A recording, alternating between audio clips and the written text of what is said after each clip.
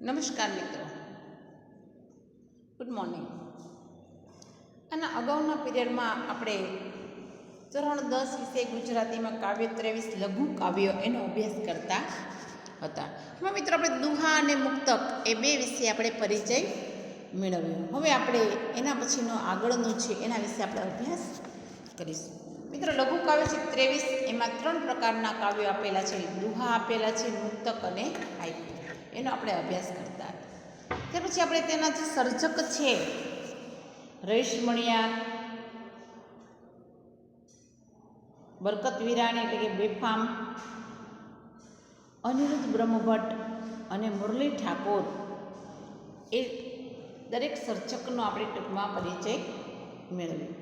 મિત્રો સાથે સાથે આપણે દુહા કોને કહેવાય, મુક્તક કોને કહેવાય, દુહા એ શું છે એની પણ આપણે ટૂંકમાં ચર્ચા કરેલી હતી કે દુહા કોને કહેવાય, મુક્તક કોને કહેવાય. અને ત્યાર પછી આપણે બંને દુહા છે, કુલદીપક થાવું કઠિન અને આવ નહીં આદબની, આ બંને દુહા છે એનો શબ્દશઃ ભાવાર્થ સમજ્યા. એના આધારે આપણે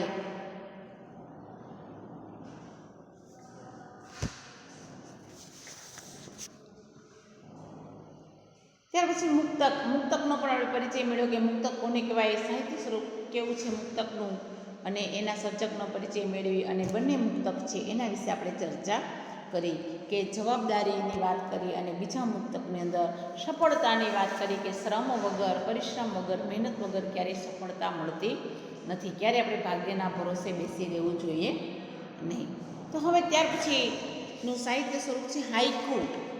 એના વિશે આપણે અભ્યાસ કરીશું. મિત્રો હાઇકુનો અભ્યાસ કરીએ એ પહેલાં હાઇકુ વિશે આપણે થોડીક સમજણ મેળવીએ કે હાઇકુ કોને કહેવાય, હાઇકુમાં શું હોય, હાઇકુનું બંધારણ કેવું હોય.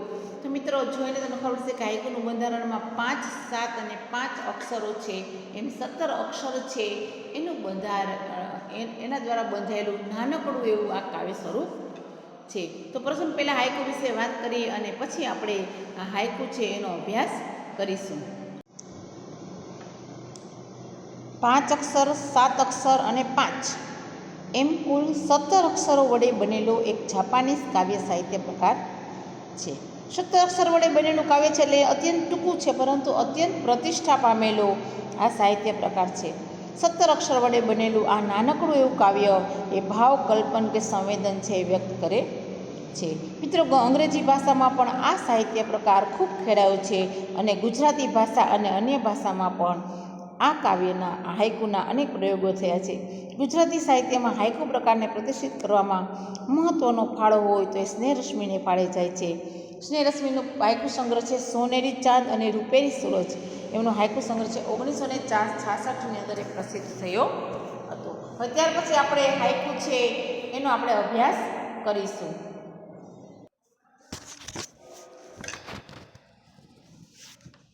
આપણે જોયું કે 17 અક્ષરો વડે બનેલું આ કાવ્ય એક ભાવ, કલ્પન કે સંવેદન છે વ્યક્ત કરે છે. અંગ્રેજી ભાષામાં પણ આ કાવ્ય સાહિત્ય પ્રકાર છે એ ખૂબ ખેડાયેલો છે. આ ઉપરાંત ગુજરાતી ભાષામાં અને અન્ય ભાષામાં પણ આ કાવ્યના અનેક પ્રયોગો છે થયા છે. ગુજરાતી સાહિત્યમાં હાઇકુના પ્રકારને પ્રતિષ્ઠિત કરવામાં જો મહત્ત્વનો ફાળો હોય તો એ જીણાભાઈ રતનજીભાઈ દેસાઈ એટલે કે સ્નેહરશ્મિને ફાળે જાય છે. સોનેરી ચાંદ અને રૂપેરી સૂરજ એ સ્નેહરશ્મિનો હાઇકુ સંગ્રહ છે જે 1966માં પ્રગટ થયો હતો અને આ પુસ્તકમાં એમના હાઇકુ છે એ સંગ્રહાયેલા છે. તો મિત્રો હવે આપણે હાઇકુ છે એના વિશે આપણે અભ્યાસ કરીશું. પહેલું હાઇકુ છે મુરલી ઠાકોર રચિત કે ખોરડું નાનું, સૂરજનો ઉજાસ મોટું આંગણું. સરસ મજાની વાત છે એ આ હાઇકુમાં કવિએ કરેલી છે. હાઇકુમાં કવિ કહે છે કે કુદરતી તત્વો છે એના પર એ કોઈ પણ પ્રકારના ભેદભાવ વગર સૌને વિપુલ પ્રમાણમાં એ આપે છે. ઘર ભલે નાનું હોય પણ સૂરજના ઉજાસે આંગણું છે ઝળહળતું હોય એટલે ઘરની પાસે આંગણું છે ઘણું મોટું લાગે છે. વ્યક્તિનું ઘર નાનું હોઈ શકે પણ કુદરત તો વિશાળ છે. આવા અનેક એકથી અધિક અર્થો આ કાવ્ય દ્વારા, આ હાઇકુ દ્વારા વ્યક્ત થાય છે. એટલે કે કુદરત છે કોઈ પણ પ્રકારના ભેદભાવ વિના સૌને વિપુલ પ્રમાણમાં સૂર્યપ્રકાશ, હવા, પાણી, વૃક્ષ, નદી, ઝરણા, પર્વત બધું આપે છે. ત્યાર પછી બીજું હાઈકુ છે, દીપ હોલાવું થશે અંધારું, અરે બારીમાં ચંદ્રમાં. પહેલામાં 5 અક્ષર, બીજામાં 7 અને ફરી પાછા 5 અક્ષર. અનિરુદ્ધ બ્રહ્મભટ્ટ રચિત આ હાઈકુમાં અનિરુદ્ધ બ્રહ્મભટ્ટ એવું કંઈક કહેવા માગે છે કે ઈશ્વર છે એ ક્યારેય બધા રસ્તા બંધ કરતો નથી. એટલે કે જીવનમાં જ્યારે મુશ્કેલી આવે ત્યારે એમાંથી ડર્યા વગર એમાંથી માર્ગ કાઢવા પ્રયત્ન કરો તો એક નહીં તો બીજો માર્ગ છે તમને ચોક્કસ મળશે. કવિ કહે છે કે દાંત આપનાર આપણને ચાવણું પણ આપતો હોય. કીડીને કણ અને હાથીને મણ એ ઈશ્વર આપી જ રહે છે.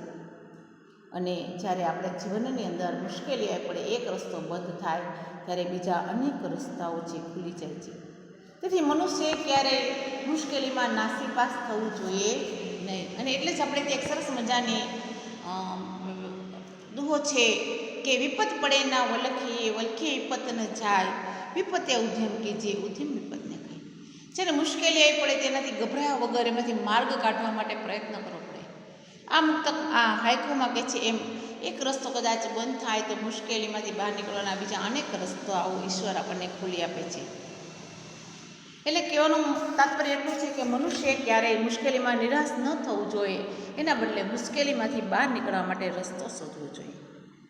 કદાચ દીવો હોલવાઈ જાય, ઘરની અંદર રાત્રે લાઇટ ન હોય, દીપક છે એને આપણે બુઝાવી દઈએ તો ઘરની અંદર અંધારું થઈ જાય, પરંતુ બહાર છે બારીમાંથી ચંદ્રનો પ્રકાશ છે, બારી વાટે ઘરમાં આવી અને ફરી પાછું પોતાનું તેજ છે એ પાથરે જ છે. માત્ર જરૂર શું છે તો કે આપણે બારી ખોલવાની, તેજને આપણી સમક્ષ લઈ આવવા માટે આપણે બારી ખોલવાનું. એટલે કોઈ પણ કાર્ય છે, કોઈ પણ મુશ્કેલી આવે ત્યારે એમાંથી બહાર નીકળવા માટે રસ્તો શોધવાની આપણે જરૂર છે. એવી કંઈક વાત છે એ એવો કંઈક અર્થ છે એ અનિરુદ્ધ બ્રહ્મભટ્ટ આ હાઈકુની અંદર આપે છે કે ઈશ્વર ક્યારેય બધા રસ્તા બંધ કરતા નથી. કીડીને કણ અને હાથીને મણ આપે જ છે, દાંત આપનાર ચાવણું પણ આપે જ છે.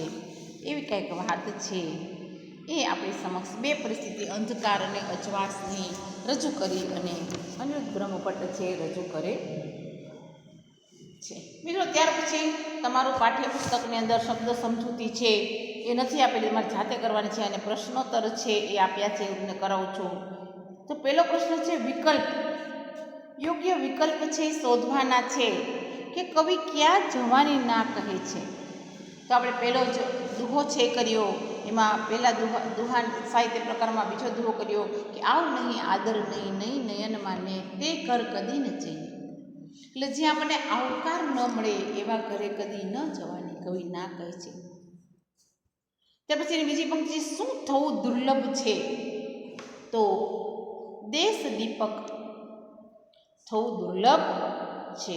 ત્યાર પછીનો પ્રશ્ન છે,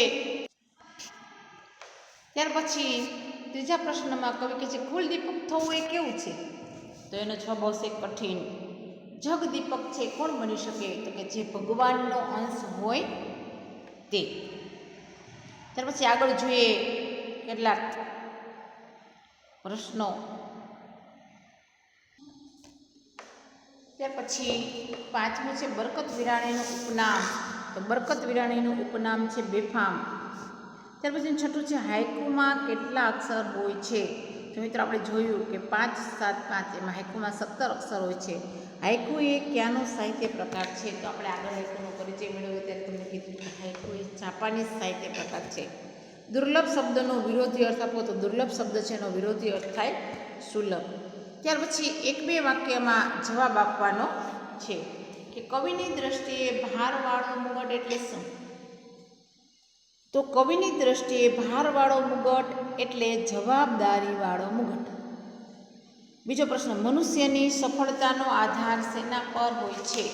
તો મનુષ્યની સફળતાનો આધાર આપણે કીધું કે ક્યારેય ભાગ્ય પર નહીં પરંતુ પરિશ્રમ પર એટલે કે મહેનત પર હોય છે.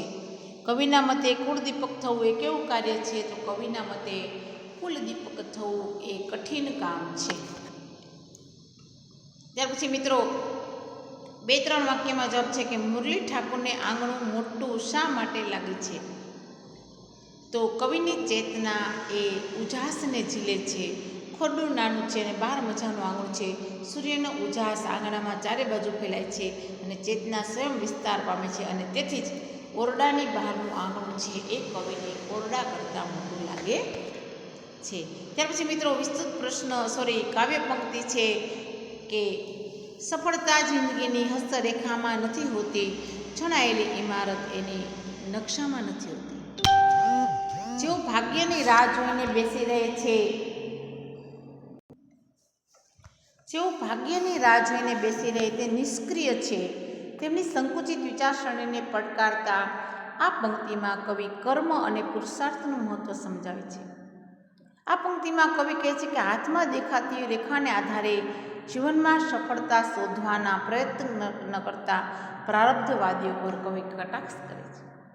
અનેક માણસો એવા છે કે માને છે કે નસીબમાં સુખ, સમૃદ્ધિ અને સફળતા લખાયા હશે, ઇમારત બનાવવા માટે એનું જણતર કરવું પડે, એમ ભાગ્યોદયની રાહ જોતા નિષ્ક્રિય બેસી રહે છે.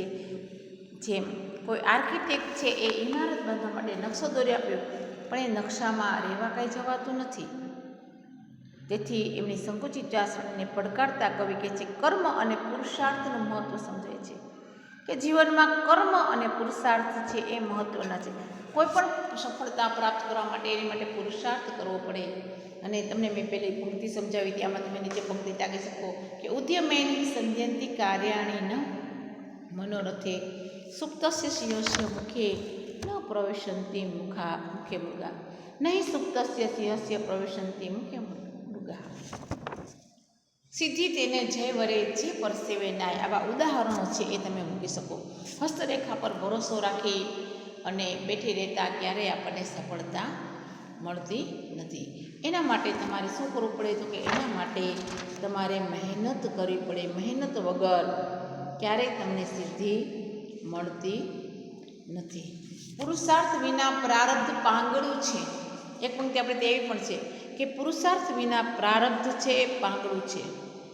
મહેનત વગર તમને ક્યારેય સિદ્ધિ મળતી નથી. નસીબ પણ પાંગળું છે. નસીબ માટે તમારે મહેનત કરવી પડે. તમારા નસીબમાં ભણતર લખ્યું હોય, ન તો પાસ થઈ જશે, મારો અભ્યાસ કરવાની કાંઈ જરૂર નથી, તો તમે ક્યારેય પાસ નથી થતા. ભલે તમારા નસીબમાં ભણવાનું લખેલું હોય, પણ કોઈ પણ કાર્ય, કોઈ પણ સફળતા પ્રાપ્ત કરવા માટે મહેનત એ ખૂબ જરૂરી છે. અને એટલે જ આપણે ત્યાં કહીએ છીએ કે સિદ્ધિ તેને જય વરે જે પરસેવે નાય. ત્યાર પછી એનો બીજો પ્રશ્ન છે કે પ્રથમ મુક્તકમાં કવિ કઈ ચેતવણી આપે છે, એ વિસ્તારથી સમજાવવાનો છે. મિત્રો, વિસ્તારથી પ્રશ્ન જ્યારે સમજાવવામાં આવે ત્યારે અગાઉ પણ મેં તમને કીધું છે કે આપણે સર્જક સાહિત્ય પ્રકાર એના વિશે ટૂંક લખી અને પછી આપણે આગળ લખશું. તો આ મુક્તક છે એમાં કવિ રવીશ મણિયાર રચિત આ મુક્તક છે એમાં કવિએ કીધું છે કે જેના માથે મુગટ હોય તેના માથે અનેક ગણી જવાબદારી હોય. એ જવાબદારી એને નિભાવવી જ પડે છે. મુગટ કંઈ માત્ર શોભા માટે નથી હોતો. એટલે પ્રથમ મુક્તકમાં જ કવિ એ વાતની ચેતવણી આપી છે કે જગતમાં કદી હાર જ ન હોય એવું ક્યારેય ન બને. હાર અને જીત એક સિક્કાની બે બાજુ જેવા છે, જે રીતે સુખ અને દુઃખ. અને એટલે જ એક પંક્તિમાં કવિ સરસ મજાનું કીધું કે સુખ સમયમાં ચકી ન જવું ને દુઃખમાં ન હિંમત હારવી, સુખ દુઃખ સદા ટકતા નથી એને તેવું. જીવનમાં સુખ પછી દુઃખ અને દુઃખ પછી સુખ આવ્યા કરે. જેમ રાત અને દિવસ હોય એમ સુખ દુઃખ અને હાર જીત છે એ તો આવ્યા કરે. સુખ અને દુઃખનો પ્રકાર એમ માનવું નહીં. જગતમાં કોઈ એવો મુકુટ નથી બન્યો કે જેનો ભાર ન હોય. મુકુટના મિનિંગમાં કવિ શું કહેવા માંગે છે કે સત્તા, જ્યારે તમારા હાથમાં કોઈ જવાબદારી સંભાળો, કોઈ પદ સંભાળો, તે પદ છે એની તમારે જવાબદારી આવે. જવાબદારી વગરનું એકેય પદ નથી. એટલે જીવનમાં ક્યારેય એકેય મુકુટ એવું નથી કે જેનો ભાર ન લાગે. દરેકે દરેક જવાબદારી છે એમાં તમારે એનું કાર્ય પણ સાથે સાથે છે. તમને જે જવાબદારી મળે એનું તમારે કાર્ય છે સંભાળવું પડે. તો એવી વાત છે એ કવિએ આ મુક્તકની અંદર કીધું છે કે તમારી પાસે જો જવાબદારી હોય તે જવાબદારી તમારે વહન કરવી પડે. દુનિયામાં એકેય મુકટ એવો નથી જેનો ભાર ન હોય અને આનંદથી એ ભાર છે એ તમારે વહન કરવાનો રહે. જ્યારે સત્તા મળે તો સત્તાની આગળ સાથે સાથે એ જવાબદારી પણ મળે છે. તો માણસનું જીવન છે ગતિશીલ ચક્ર જેવું છે, એમાં ક્યારેય તમારે હિંમત હારવાની નથી. જવાબદારીનો કાંટાળો તાજ ઘણીવાર મને ભારુક લાગે, પરંતુ એ જવાબદારી છે સંભાળી તો એ તમારે નિભાવવી પડે. મિત્રો, અહીંયા કાવ્ય છે એ આપણે પૂરું કરીએ છીએ, પણ આની સાથે સાથે તમને કેટલોક હોમવર્ક પણ હું આપીશ કે તમારે ઘરેથી એ હોમવર્ક છે કરવાનું રહેશે. બે હું તમને પહેલાં સુભાષિત આપીશ કે જેનું ભાષાંતર છે, ભાવાર્થ છે, એ તમારે સમજાવવાનો રહેશે હોમવર્કમાં. અને ત્યાર પછી આપણે આગળ બીજો આના પછીનું જે લેસન છે સોરી આની આગળનું લેસન આપણે બાકી છે એનો આપણે અભ્યાસ કરીશું. નીચે તમને મેં બે દુહા આપેલા છે, એ દુહા છે એનું ભાવાર્થ તમારી જાતે લખવા મિત્રો તમારે પ્રયત્ન કરવાનું છે. પહેલો દુહો છે, કડવા હોય જો લીમડા શીતળ એની છાંય. કડવા હોય લીમડા પણ શીતળ એની છાંય. બાંધ હોય અબોલડા તોય પોતાની પાય. બાંધ હોય અબોલડા તોય પોતાની પાય. અને બીજું છે, જે જન પામે પૂર્ણતા, જે જન પામે પૂર્ણતા તે કદી ન ભૂલાય. પૂરો ઘટ છલકાય ને અધૂરો ઘટ છલકાય. મિત્રો, બંને જો પહેલો છે એમાં સગા ભાઈ ભાંડરડાની વાત કરી છે કે લીમડો ભલે કડવો હોય પણ એની છાયા છે શીતળ હોય. એમ આપણા ભાઈઓ છે એની સાથે ભલે અબોલા હોય પણ સંકટના સમયે ખરે સમયે એ જ આપણને કામ લાગે છે. બીજું આપે છે, જે જન પામે પૂર્ણતા. બીજી વાત કરી છે કે જે માણસમાં પૂર્ણતા હોય, એટલે કે બધું જ જ્ઞાની માણસ છે એની વાત કરી છે. જ્ઞાની માણસ ક્યારેય ભૂલાતો નથી. જેનામાં પૂર્ણતા હોય એ ક્યારે, અને એને વધારે દ્રઢ બનાવ, વધારે સમજાવવા માટે ઘડાનું ઉદાહરણ કરે છે કે પૂરો ઘટ છલકાય ને અધૂરો ઘટ છલકાય. આપણે ત્યાં કહેવત છે કે અધૂરો ઘડો છલકાય, જેનું જ્ઞાન અધૂરું હોય ને એ છલકાય. તો આ બંને દુહા છે એને તમારે સમજાવવાના રહેશે. મિત્રો, બે મુક્તક છે. એક મુક્તક તમારે જાતે ગમે ત્યાંથી ગોતવાનું છે ને એક હાઈકુ શોધી અને તમારે લખવાનું છે. અહીં આપણે આ કાવ્ય છે 23મું લઘુ કાવ્ય દુહા, મુક્તક અને હાઈકુ એ આપણે પૂરું કરશું. અને હવે આના પછીના પીરિયડમાં આપણે ફરી પાછા મળીશું.